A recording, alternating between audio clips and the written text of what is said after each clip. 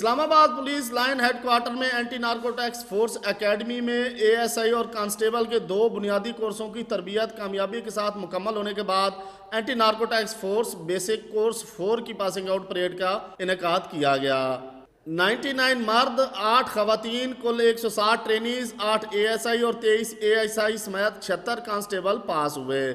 Brigadier Abdul Hamid commandant اے N F academy نے مہمان خصوصی جناب شہریار افریدی اور منشیات کے کنٹرول اور ریاستوں اور سرحدی خطوں کے وزیر میجر جنرل محمد عارف ملک ہلال امتیاز military director general anti narcotics force کا استقبال کیا۔ مہمان خصوصی نے پاسنگ آؤٹ تقریب کا جائزہ لیا۔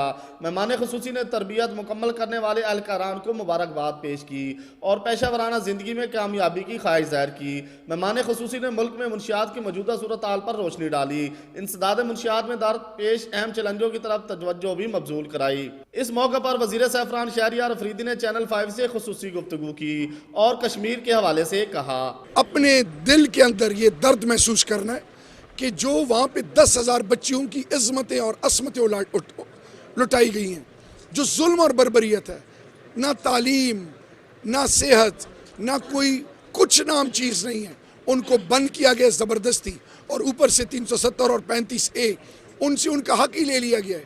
تو میرے رب کے فضل سے مودی نے اپنے پاؤں پہ کلاڑا مارا ہے اور مودی ایکسپوز ہو گیا ہے، اور انشاءاللہ باذن اللہ وہ وقت دور نہیں کہ انشاءاللہ موجودہ کشمیر کے لوگوں کو وہ چیز ملے گی جس کے لیے وہ 72 سال سے تکلیف اور آزمائشوں میں اور کلیدی کردار انشاءاللہ پاکستان ادا کرے گا۔ تقریب میں اے این ایف کے سینئر افسران نے شرکت کی، جس میں deputy director general, chief of staff, A N F regional directorate کے فورس کمانڈر اور پاسنگ آؤٹ ٹرینیز کے اہل خانہ بھی شامل تھے۔